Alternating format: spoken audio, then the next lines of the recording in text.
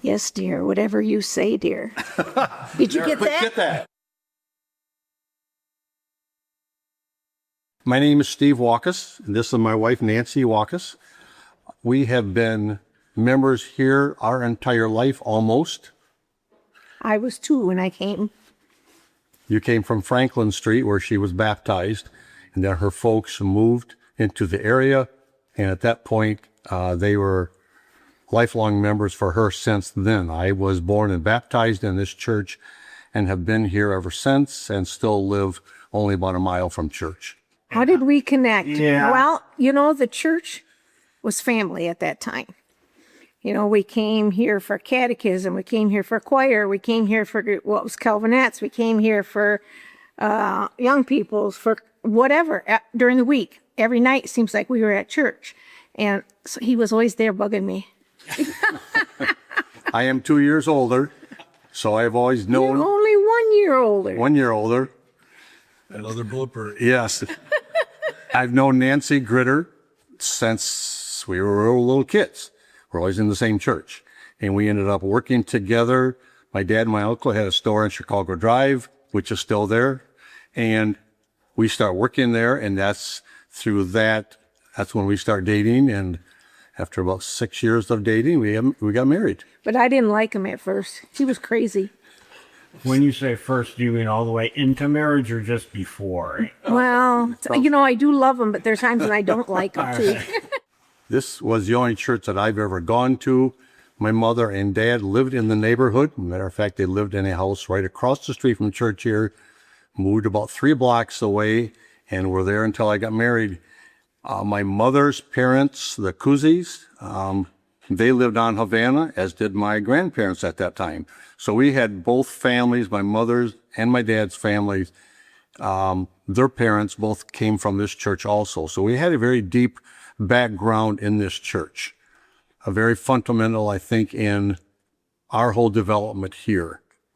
My dad was influenced greatly by Grandpa Kuzi in his faith relationship, where my dad really blossomed and really grew in his faith.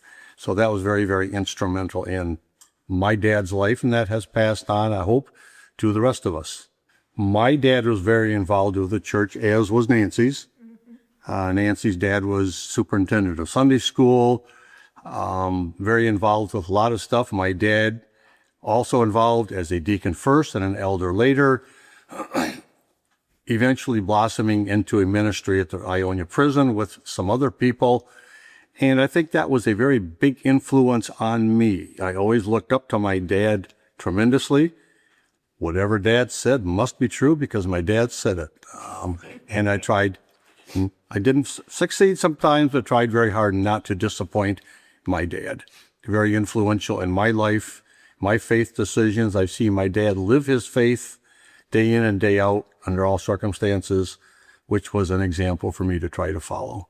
When I remember from my youth, the church was full, so full you couldn't find a seat. You had to come early just to get a seat. And now it's not like that, which is really, I feel bad about. But it was very, very, and our whole life, like I said, was involved around the church family. That's what we were involved with. My parents, Mr. and Mrs. Men's Society, Latest Society, they always went to all of those things. And of course, us with our cadets and Calvinettes, as I call it, and so on.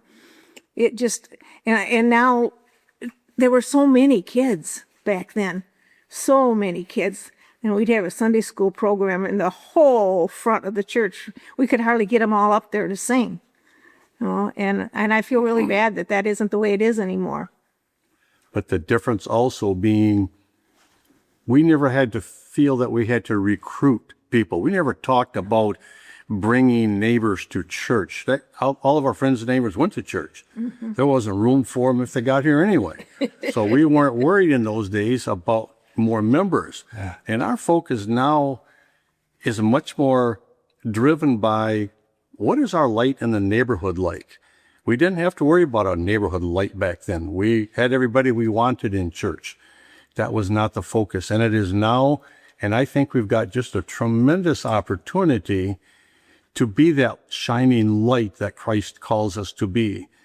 My son has been dealing with a church out in the Holland area, and they've said, we've heard about Lee Street. We want to have that neighborhood outreach that Lee Street has, and they don't have it. And I've heard of other churches saying too, we don't have a neighborhood outreach. People just come and they're all pretty white, Dutch, blue-eyed, blonde-haired people that come to church all the time. And we are a church that people seem to feel extremely welcomed in, regardless of what they look like or what their past is. And that is what Christ is calling us to be, a light in the neighborhood. And my hope for the future, my prayer for the future is we can continue to do that with God's blessing. Show us how that is supposed to be done. Give us the wisdom and insight that we need to be able to carry that mission forward. I have seen some examples with my dad and mother growing up. Part of it was with Grandpa and Grandma Kuzi. They, over the years, had taken in people from other countries that lived with them. One was Ananda Pereira from the country of Ceylon at that time, Sri Lanka today. He was a Hindu that was, I think it was Hindu, that was converted through somebody he had heard there, came to Calvin College, went to seminary, and that has always impressed and impacted me, saying that is just a heart that Grandpa and Grandma had, was for other people. They did not have to do that. This was an outreach that they had that then passed on to my father, I guess, by watching him go to prison for 25 plus years, when he was already a busy person raising kids. And I think that is why I think that desire is still there in me. My brother Bob, who also goes here, I see him working in the neighborhood a lot. I think we're trying to keep that legacy going of what we were taught and modeled by fathers, mothers, grandparents on both sides of the family.